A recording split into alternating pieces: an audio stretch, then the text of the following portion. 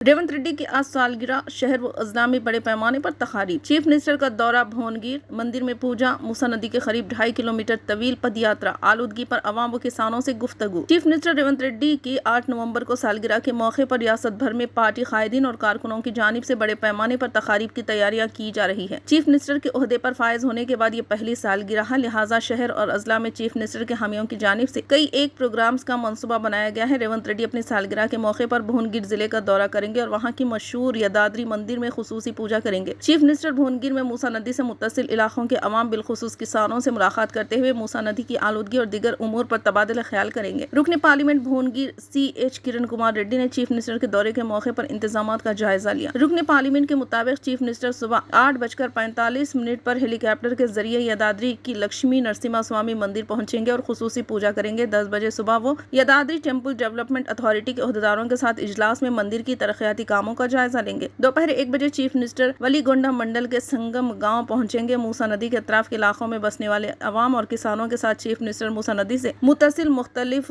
गाँव में 2.5 किलोमीटर तवील पदयात्रा करेंगे और धर्मा रेड्डी पल्ली कनाल का मुआयना करते हुए अवाम से मुलाकात करेंगे। मूसा नदी की दोनों जानिब के अवाम बिलखुसूस किसानों से मूसा संकल्प यात्रा के तहत मुलाकात की जाएगी। पदयात्रा करेंगे और भावी लिंगम के दर्शन करेंगे जो मूसा नदी के दरमियान में लगाया गया है। चीफ मिनिस्टर ने किसानों के अलावा मुकामी अफराद से मूसा रिवर फ्रंट प्रोजेक्ट पर तबादले ख्याल करेंगे। मूसा नदी की आलूदगी के नतीजे में किसानों की फसलें जहर आलूद हो रही है और पानी के इस्तेमाल से अवाम फ्लोराइड जैसी बीमारियों का शिकार है। चीफ मिनिस्टर मूसा नदी की आलूदगी से पैदा होने वाले मसाइल का जायजा लेते हुए तयखुन देंगे कि हुकूमत रिवर फ्रंट प्रोजेक्ट के जरिए मुस्तकिल तौर पर आलूदगी का खात्मा करेगी।